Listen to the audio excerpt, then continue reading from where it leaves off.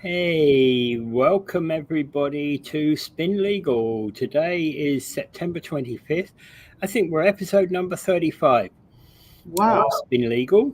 Now, we're welcome everybody to a brand new, if you're watching on LinkedIn, welcome. This is a first. We've gotten up to the magic number of LinkedIn people, so we're permitted to actually do it on LinkedIn. All Yeah, right. which is So amazing because I set up the LinkedIn link well after I set up the Spin Legal link on Facebook. And I'm still waiting for us to be allowed to broadcast this directly through Spin Legal. yeah. All right.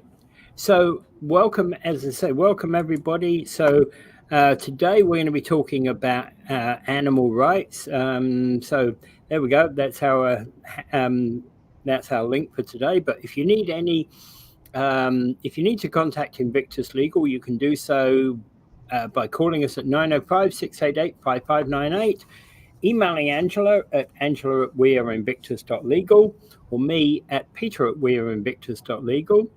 And our website, as always, is weareinvictus.legal. Yep. Okay, so the topic of the day, the big question of the day is, do animals have rights? Absolutely. Everybody loves their pets, don't they? Yep, they do. All animals have animals, and even including animals that aren't necessarily seen as pets.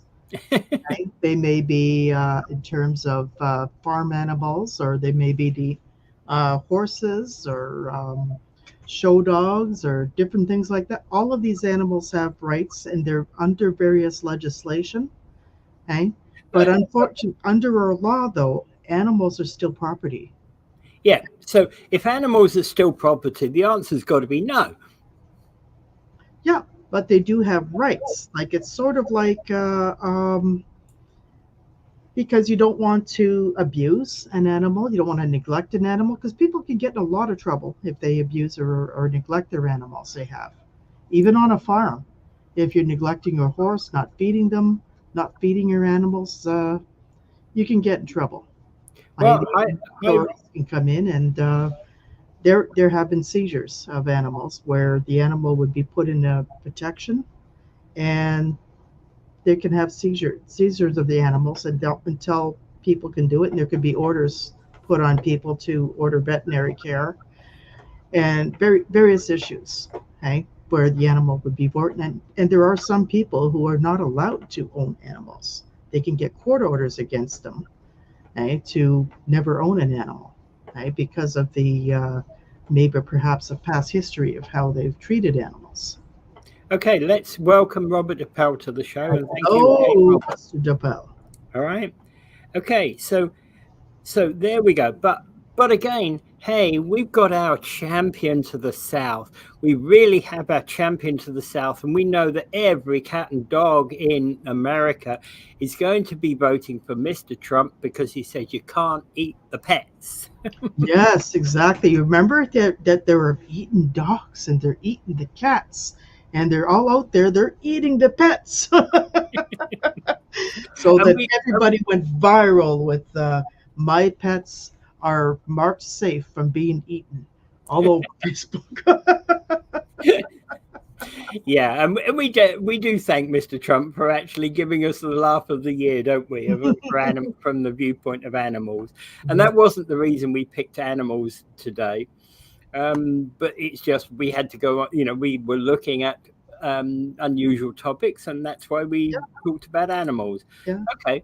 So the Solicitor General is responsible for enforcing the Provincial Animal Welfare Services Act, and this is commonly known as PAWS. So the government has given the Solicitor General PAWS to act. Yes. If I can use that pun. Yeah, and how the initials go and the acronym goes. You're thinking of all the animal paws, that they're set up there to protect the animals. They have official authorities that are registered under the act that are people that could look after them. They're like the Children's Aid Society, but except for animals. Yeah. Yeah.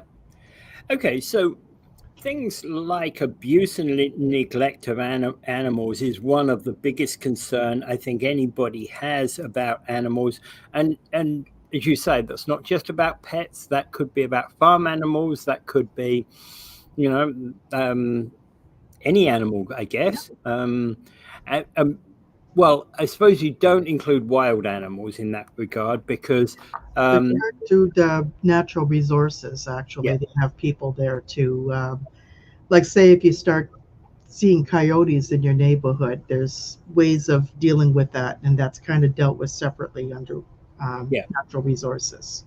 Yeah, and again, if, for example, a bear or something had gotten hit on the roadside by a truck or something, there are different authorities that deal with that kind of thing. Yeah, exactly. Like when I was living up north in Elliott Lake, sometimes bears like to wander into the community and just walk down your street.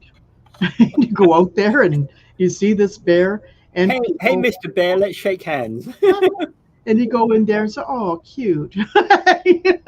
So what generally happens is somebody calls the the resource, natural resources, and somebody comes out, and what they do is they send a tranquilizer dart to the bear, which doesn't hurt them, doesn't kill them, doesn't harm them, but just puts them to sleep temporarily so that people will have enough time to put them in a trailer, and then they move them into back into his home in the woods.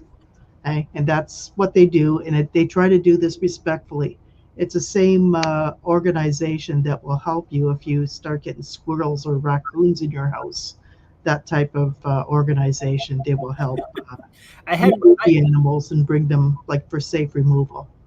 I had a squirrel in my house. Yeah, The only way we got rid of it was to chase it around the house until it actually ran out the back door.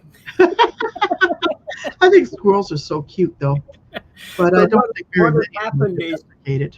what had happened is somebody had accidentally left the window open when the after the air conditioner, the summer air conditioners had been removed, and the screen was off the window.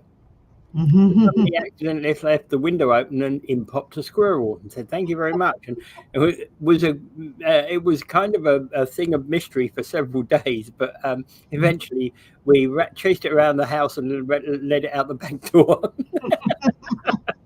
They don't like being chased very much, so No, they're kind of, well, the back door was kind of angled, so it just suddenly went out the back door and went slam. Thank you, goodbye. yeah, a lot of them are real wildlife things, and there are people out there who, like, there's a show about raccoon whisperers. He's Yeah. on Oh yeah. James Diner, he's a raccoon whisperer, and he feeds raccoons, and he goes in there and cuddles them and so forth. Hey, he's up on YouTube, so there are people that do deal with wild animals, but then again, this is where you have to be very, very careful. But It's it's not not something, recommend. It's it's not not recommended. recommended. You just don't Yeah. go out to your backyard and look for the nearest skunk or raccoon and go, "Oh, come here, come here. Kitty, you painted your tail." Yeah. You don't do that. I think if you get the skunk, you're going to be, Yeah. you're going to be getting the treatment fairly soon afterwards, right? Yeah, they tend to fart. Yeah. Okay. So we were talking there about wild animals and Yeah, but they do get care, and they also need to be cared.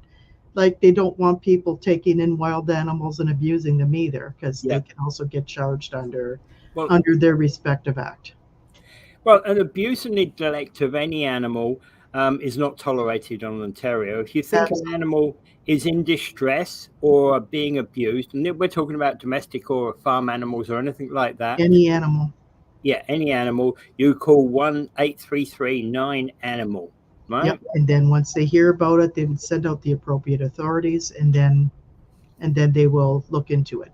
An Yeah. animal could be seized from your living quarters, and say if it is a pet, and you have dogs, and you're breeding a bunch of dogs in backyard breeder, and you're breeding a bunch of dogs, and they're being neglected, not properly cared for. They can come in. The authorities under the new act can come in, and they can seize all of those animals and hold them. And this is and then if you they have to do this and give you notification that they're doing this. And within 5 days, you can ask for a hearing before the Animal Care Review Board. And the Animal Care Review Board is a kind of a tribunal in Ontario that helps sort out issues around abuse of animals, ownership of animals, Well, and that sort of thing. They can seize your ownership. the other thing to note, by the way, Angela, is that in Toronto there's a Toronto Animal Care Board, Mm-hmm. which operates slightly different than the Animal Care Review Board. But just to note, if you happen to Yep. be in Toronto, there's a different board. Yeah, because Toronto's different. They want to be their own province, I think. Well, okay, but so that was what you were talking about, the Animal Care Review Board. Yeah, And as I said, there is one in Toronto which is which is for abused animals within Toronto. yeah, probably the Toronto Humane Society might be involved in that. No, I can't remember the name of the board, but it was set up. It's set up under the Toronto Act. Yeah.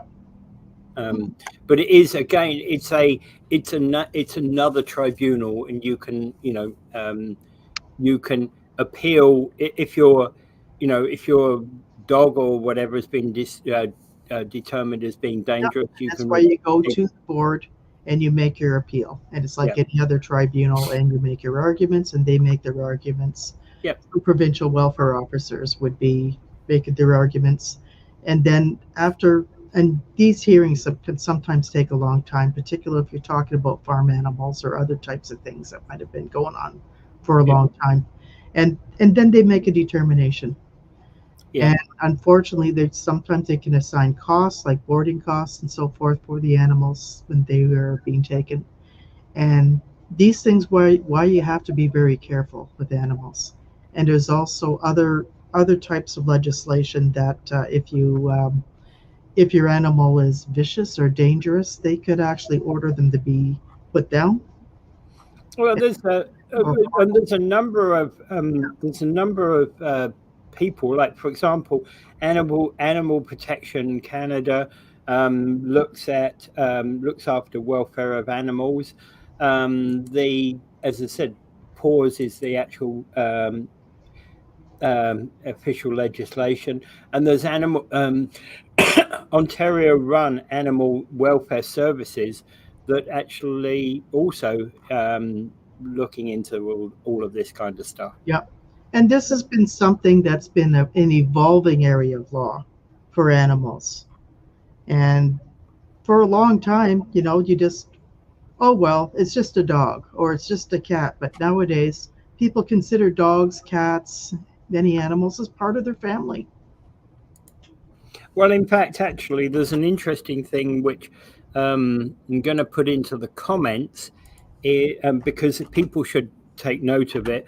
I put this website into the comments, and basically it is ontario.ca/page/animal welfare, and that gives you who to call if you've got questions about animal welfare, local animal control, conditions under which you might call 911, and the penalties that could be imposed for bad treatment of animals. So all of that is worthwhile knowing, and an overview of PAWS, right? So and there's also bylaws and so forth. Like if you have a barking dog that likes to bark 24 hours a day, there's different bylaws that impose on the owner what they need to do with their barking dog, and they can get fined pretty heavily for that. Yeah. So things like that. There's lots of laws around not only the care of animals and the love for animals, but there's lots of care for that. Lots of laws on that. Yeah, we've been talking that last section more about cruelty. Yeah. Let's talk about love for animals. This comes out of like the Pedigree Act. So humans love our animals, and we also love our pedigree breeds, such as dogs and horses and cats. All of them have purebred animals. And for example, there's the Kennel Club, Canadian Kennel Club for dog breeds. Yeah, like you want to go out and says, okay, I think I want to buy a dog, and you may want to say, okay, I want a specific breed. Yeah. Right? And you there's may or may not breeders out there, but you want to make sure they're credible Yeah. and they breed with integrity. There are integrity breeders that do breed with integrity out there. You need to just work with the community and find out, who does the work that needs to be done. And there's different breeds of animals. Sometimes they will breed animals like labradoodles and different types of animals that get breeded by Well, specific breeders. also the other thing to note about this is that there is in the kennel club world there is a thing called co-ownership. So if you are going to be the person who looks after you adopt a dog and you're going to be the person who looks after this pedigree dog, you must be, it's going to live in your home, it's going to live with you, even if it goes to occasional shows with the other co-owner, you, the dog, the person who looks after the dog must be the number one co-owner. Make sure of Yes. that. Make sure of that. Right? Make sure of that when you get your registration papers. Yeah. And you hold the registration papers, not the other co-breeder. Yes, Owner, I mean, exactly. not the breeder. Yeah, there are court Right? cases about this before, hey? Yeah, exactly. So the whole point about that is that there are rules around that. So check them out. Check that you understand what the rules are. And this is the same for, well, with the other one is Canadian Sport Horse Association and Canadian Horse Breeders Association. Yeah. These are very similar to dogs, and there's also cat associations and other Cat purebred animals. I'm a cat person. Well, I'm sure there's probably a sheep breeders association Yeah. as well, and actually I do know there's also an alpaca breeders association. Yeah, There we exactly. go. So it's very interesting when you're looking at that animal world. I mean, there are lawyers. There's a group called Animal Justice, which is a group of lawyers that work on animal issues. And they work all over the place, whether it's in criminal law, civil law. They deal with a lot of questions or issues where animals are involved to protect and to represent the interests of the animals. I really find that fascinating. And this is happening more and more because people are taking the attitude that animals have to have respect and we have to love them and they have a right to be treated well, loved, cared for, and so forth. And also to have some laws to protect these animals from people who might not. Right? Well, the interesting thing is that so we're talking about animals and rights, etc. I've heard that actually animals have more rights in New Zealand than they do in most other English-speaking nations. Yeah, New Zealand was one of the first ones that put forward a lot of things for animal rights. And they started, some countries have started modeling their laws after New Zealand to try to do this. And every community has organizations that work for animals. There's always animals that are abandoned, like people move out of a place and then you see a cat has a litter of kittens with them, which is so sad, so sad. I hate seeing abandoned animals Well, because yeah, in fact, actually, that was. I was going to say that was probably where my first Canadian cat came. He was ever afraid of certain type of people. Right? If you came into our house and you were wearing a jacket, we always used to say he was afraid of Jacket Man. Because you could walk if you walked into our house and you were wearing a jacket, he'd hide. Boom, gone. oh my God, yeah, because you never know, because they have very good memories of something. Yeah. And this is like Clearly, dogs. he was never mistreated with us. He enjoyed his life with us. But if we had a visitor who happened to be wearing a jacket, he'd be gone. But if that person took their jacket off and sat down and was just like everybody else, he'd eventually come back and go, "Oh, you're okay. You're not a bad person." So clearly, Yeah. Clearly some animals, we believe that probably he was actually thrown out of a car or something and managed to get rescued. He managed to get himself out of whatever situation he was in and crawled up and sat outside our house where we rescued him. But he was always a timid boy, right? Yes, exactly. when you start throwing animals out of cars and that makes me sick. People should be charged. Oh yeah, people should be charged for that kind of thing. I definitely agree with that. Mhm. And okay, so then the question is, most people I don't think want to mistreat animals. Most people And love animals, but there's a few people who just they do admit that they don't like animals, but they don't abuse them either. yeah, They just try it like maybe they're allergic to cats or allergic to dogs or whatever. well, And exactly, but and the minority of people that do abuse animals, same thing should be done to them sometimes. that's an interesting thing because I remember a long time ago I went to India, and on the trail there I found this monkey that was chained to a tree. Oh, It was metal chains, because if I'd have had a bolt cutter, that monkey would have been gone. But of course, needless to say, I did not have a bolt cutter. oh, You know? so sad. Yeah. Yeah, And some of these countries, they don't have the same values yeah, that we they have. don't. And that monkey It's should be, okay to tie monkeys to trees. yeah, that monkey should be a wild animal and should be treated as such and just Yeah. let go. Let him live in his own environment. Yeah, Yeah. yeah. And that was one of the saddest things I'll ever remember in my life, right? Yeah. And how we treat animals, I think, is a large amount about how we should be treated ourselves. Yeah. Exactly. And we call ourselves civilized, but how can we call ourselves civilized if we abuse an animal? Exactly. Exactly. When I was growing up, I always grew up with animals, both dogs and cats.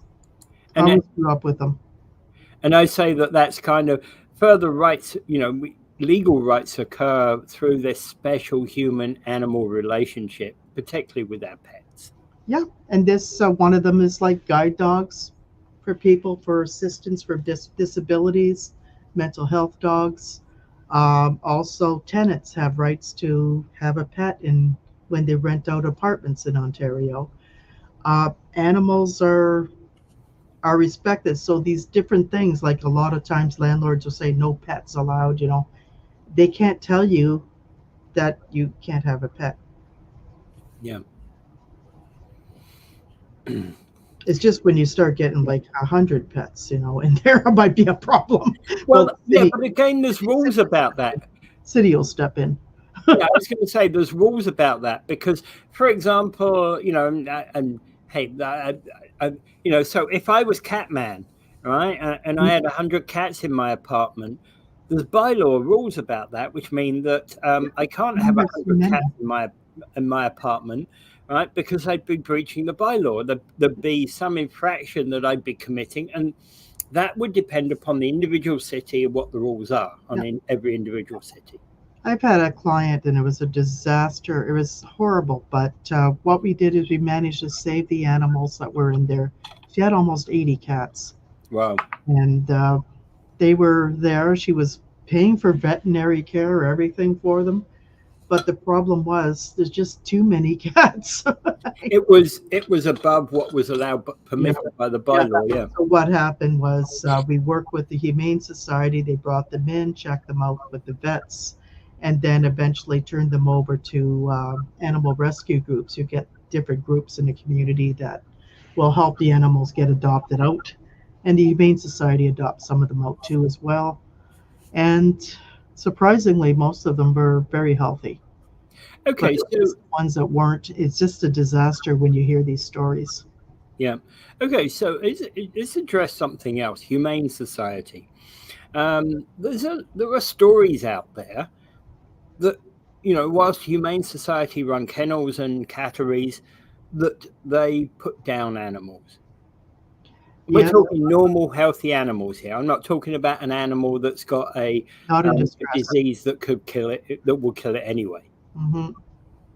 Well, this is something that's become very politically relevant, especially in the last 10 to 15 years. Is humane societies where our local humane society was being lambasted by a number of animal rights groups. Yeah. They tried to organize themselves so that they can take over the humane society, where they would all buy memberships and then run for the board and then become more of an animal friendly humane society, and not put down animals because they had a very high kill rate. And this is not good, not good.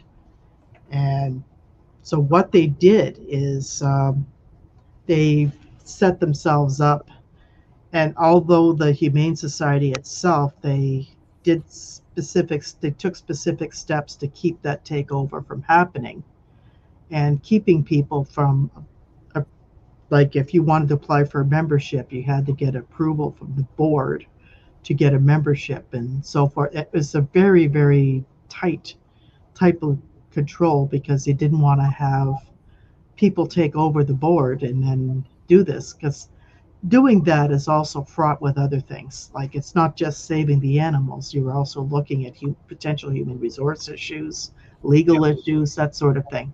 So basically, what happened at the end of it is that they found out what everybody was worried about, and it became a very public nightmare. That there was protests, demonstrations. Then Humane Society started saying, "Okay, let's work with these people. Let's work with the animal rescue groups," and they became more adopt. And only put them Well, down. I was going to say, there's a certain logic that if an animal has been mistreated so badly that it's on death, it's on death's door, probably the humane thing is to actually allow it to die, Mhm. to put it down. But with the vast, just because an animal hasn't been adopted isn't a reason to put it down. Yeah, exactly. Exactly. That used to break my heart because Yeah. I would go in there and you'd see so many of these animals. They'd be going yelp, yelp, yelp, yelp, yelp. Meow. It was so sad. I just didn't even want to go in there, because the thing is now, that they have people who are more organized. They actually have volunteers that go in to look after the animals, volunteers to socialize the dogs. Yeah. Because some dogs are not as social as they should be because, they've been maybe away from a one owner relationship for a long time, and now they're starting to work with groups. Well, To come in and, I was going to say, we had this situation. I had this situation at home where basically there's another cat came running around. It was always present, ever present, outside in our back garden. I took that to the and Humane Society, and they took the cat in. They traced it and they checked it, and it actually was tagged. It had a chip in its neck, Mhm. and they found that it lived about about 5-10 miles from us, so it wasn't in what would be a typical walking distance for a cat. you know Mhm. so somehow the cat had gotten into our neighborhood, was across the other side of town, but the Humane Society found out where it lived, and they said, don't worry about it. What they're going to do was actually either they're going to make polite inquiries about whether the animal was no longer wanted, which does happen from time to time. A lot of times they just pick up a cat, they drive miles away, and then they drop the cat off. Yeah, yeah, That's rude. yeah. That's very rude. That's the same as throwing the bag of cats out of the car window. It's disgusting. Because we've had a lot of cats when we were growing up. One time we had 23 cats in our house and 4 dogs. People used to drop by a garbage bag full of kittens, and that used to just break my heart. We'd take them in and we would feed them, and we would do everything and care for them, and then we would give them away to different people. Yeah, yeah. Well, the whole point actually, I remember when I was a kid, one of the things we always used to say was, you would, we would actually have kittens on a regular basis because we had a number of cats. But what we used to say was, well, you can buy the kittens, right? The Yeah. point being is if a person buys the kittens, they tend to they put a financial burden into getting them, and they're more likely to look after them. Yep, and this is what we do is we encourage people to sell the kittens if they're going to give it to someone, but also check the person up and down. Yeah. We do this with adoption system because you want to make sure that you are living in an appropriate house, that you don't have a big vicious dog that hates cats, or do you have too many children involved, where young children, where you're going to be bringing home a big dog, which may not be appropriate around young kids. So Yeah. there's a lot of different things they want to make sure that the animal, Well, and the Humane Society will check all of those things. and they're pretty good with that.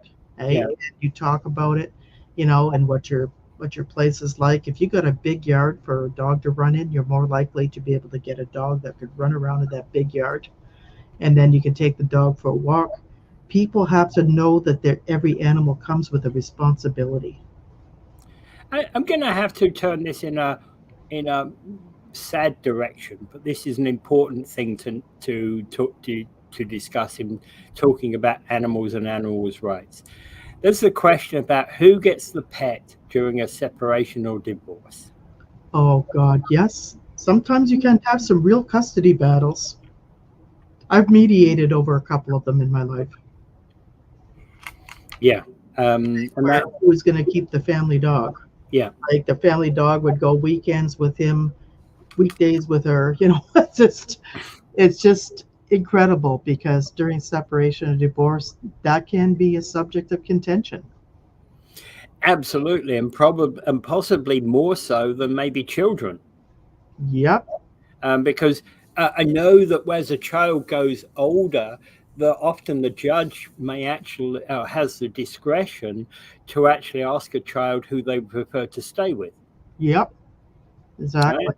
So Annie might say, a 14-year-old Annie might say, "I want to be with my daddy," Yep. right? And hey, and that's the way that the court often will decide. However, you can't ask that with a cat or a dog. Yeah. Hey, who would you prefer to be with? Meow. Woof, woof. Or you just put them out there, and who does the dog lick first? Yeah, and the thing is, that's a tough question to answer. Yeah, it is a really tough question, and this is something to consider if you're a separating or divorcing spouse and there's an animal in the house. You need to talk about that. You need to figure that out. If that's something that you don't agree on already, or is not really even talked about, this is something you need to consider. Yeah, yeah. Okay, so another thing we got to consider here is Dog Owners Liability Act. Why is DOLA so important? Yeah, well, this was the one that banned pit bulls about 20 years ago. Because, and I thought that was just an absolutely stupid thing to do. Okay, we're just going to ban certain dogs because of their breed. Okay, never mind whether the dog is vicious, whether the dog is friendly. Okay, doesn't matter. We're just going to ban that dog because it has a particular breed, and we're going to neuter them all so they can't have any more, or spay them all so they can't have any more puppies. That I felt was really wrong, because I've met many pit bulls and bull terriers that were wonderful, friendly dogs. Okay? And there were some that were not. But then again, you could say the same for a lot of other types of dogs out there, that Rottweilers, German Shepherds. Yeah, and also. Yeah, and one of the craziest things from my perspective is that I've never particularly gotten on well with dogs. I have to be. You're not a dog person. I'm not a dog person. Actually, no. I've got nothing against dogs. I will bring a dog in, and you'll fall in love with that dog. No, I've got nothing against dogs. Make it very clear. I've got nothing against dogs. Certain dogs have things against me. Right. I'll give an example. I was living in a place called Sternberg outside of Munich in Germany, and what happened there is there's a park which I used to take on the way through to get to the train station so they could get into work in the morning. And I'd walk through that park, heading down, and what would happen is every once in a while, these lazy Germans would roll up in their BMW, stretch across and open the front door, and out jumps the dog. Well, on one day, most dogs don't really pay attention at all, but on one day, this German Shepherd basically took a beeline straight for me. I basically, I realized he was doing this, and I put my hands behind my back, and I just stood there very still. And when he got close enough, I started barking at him.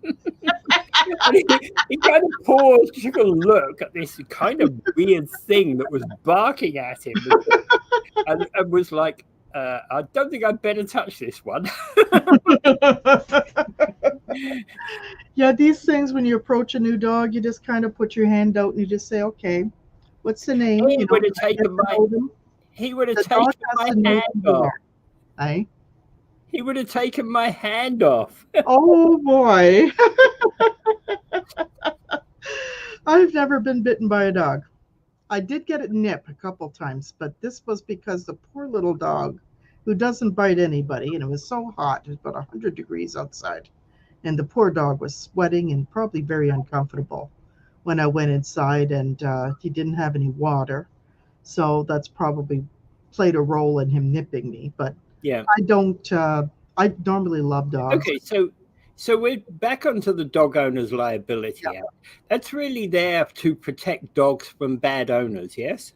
To some extent, but also to protect other people from your dogs. Yeah. Okay? Because you can own a dog, and so say, for instance, the dog's normally okay, and you have him inside your house, and then you just open the door, the dog runs outside, and then bites a child or bites a dog. Okay, there are issues, like they can be put in, again, they can put into quarantine to test to see if there's got any rabies, or they can be checked to see if they're. Well, you could be in front of the Animal Review Control Board, couldn't you? A lot of times it can go through under provincial offenses too. That as well, yeah. That's DOLA. Okay? Yeah. And then there's also other times when a person may be told that the dog has to wear a muzzle whenever it's out. There are different rules that do that. And these are bylaws that are set by the city. Okay? All the dogs have to have a license, and then they might have to wear a muzzle in order for you to allow you to continue to. Okay. So you've given us some good reasons why dog owners need to be careful. But hey, let's be honest, cats can scratch and bite as well. Why isn't there a Cat Owners Liability Act? Yeah. Oh, I have my cats, but they kiss me all the time. They love me and they cuddle me, and they just go purr, purr, purr, purr, purr. Yeah, but then you get cats like my one, and she used to basically say, you're not petting me. I'm not going to accept you. I'm going to lie up on my back and give you my belly, but you touch my belly and my claws are coming out, and you're going to suffer. Now, that's the trap. Yep, that's the cat trap. Yeah, and cats are very independent. Yeah. And dogs are a little bit more people-oriented, but cats are more independent. Cats can be very people-oriented too, but it depends on how you socialize them, how you raise them, different things. But they all have their personalities. Every animal has their own personality. Everyone, yes. Oh yeah. And hey, if I went into a store tomorrow and they were to say, and I were to buy a new pet, and they said his name was Albert, I'd go, yeah, maybe. Because what will happen is I will take that pet home, whatever type of pet it is, and hey, in about a week, I'll give Albert his real name. Yeah, and then you get him neutered, and then he'll become Alice. No, because what I would do is, it wouldn't be Albert, because I'd be going, well, what's your personality like? Yeah. I'd name them off their personality. Yeah, and this is what you do. These animals have rights, and it's always very important. And also to have regular veterinary care, or as regular as you could get.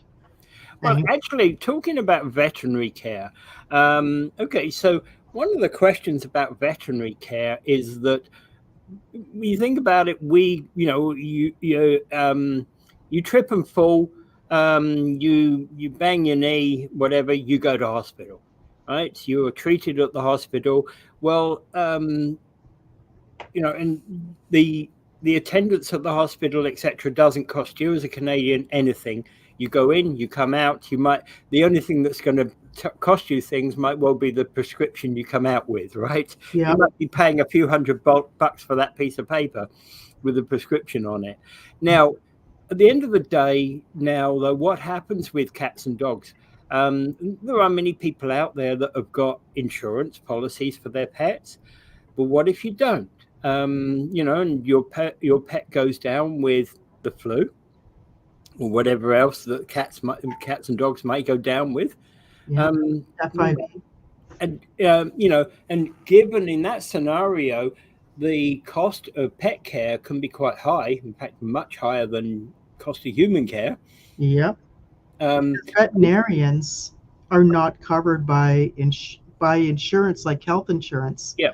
But you would have to get pet insurance, which may cover some veterinary care. Well, if you don't have pet insurance, is there any duty of any pet owner to take their pet to a vet? If an animal is being kept and it looks like it's being neglected and it's not healthy, there may be, like, say, if you got the animal welfare authorities involved, that they could become involved and they could order you to take the animal to a vet. That could be part of their orders. And the thing is, sometimes people just don't have the money for a vet, so they end up surrendering it to Humane Society, which is sad, which is another very sad thing. And I think that what's happening now is that there's a movement afoot where people are setting up foundations and other types of funding, so people who don't have pet insurance and don't have any money either can also get treatment for their pets when they need it. Yeah, and that's an important aspect to be thinking about. And I don't know that we do enough of that kind of thing. Mm-hmm. Right. And probably in the way that we don't have full individual healthcare for us human beings is the same that we wouldn't, that us having vet care for all our animals is probably a long way off. Yeah. And veterinarians, they have a hard time too because of the way they're financed. And when they have to treat a dog or treat a cat or an animal, and then the owner comes up and says, "But I don't have any money. I don't know. I can't afford it." Yeah. And they have a very difficult job. And can you imagine, like, then having to put a cat down or dog down or something, or the health issue of the animal is too severe? Yeah. And vets get into this business because they love animals. Oh yeah, absolutely they do. Yeah. Then they have owners sometimes who, even those that could afford care, some of the owners, they put a lot of demands on the vets, and it's a very difficult job. It's sort of like being in the legal profession. Okay, so I think we've given everybody a flavor of what what rights exist for animals, and particularly around the animal ownership, etc., etc. And wild animals are entirely different. There are authorities out there to take care of wild animals should they get into trouble. And pets, etc., have the special rules associated with pets, and they're all things that everybody needs to consider. So, just wanted to let everybody know if they need to contact us at Invictus Legal LLP. You can do so on 905-688-5598 or email Angela at weareinvictus.legal or me at peter@weareinvictus.legal or visit our website at weareinvictus.legal. Okay? And this is Angela's upcoming right now. Drum roll. Angela's favorite part of the show. Take it away. So what you heard today on Spin Legal is not legal advice. So if you do need legal advice, then you need to contact a paralegal or a lawyer, because we cannot talk about people's specific situations, and many times people have a specific situation that may require a different approach or a specialized approach. So we hope that you contact Invictus, but anyways, if you have a situation, just contact a paralegal or a lawyer. And thank you, Robert, for being with us. And so we'll be saying goodbye now, and hope everybody has a great week. And we'll be back with the next edition of Spin Legal in a week's time. And Yeah, by the way, everybody, we are now on LinkedIn. LinkedIn too is part of our things, and we do have a Spin Legal website on Facebook, but it's still not streaming live yet. Yeah. So we'll get there. We'll get there. So enjoy your week.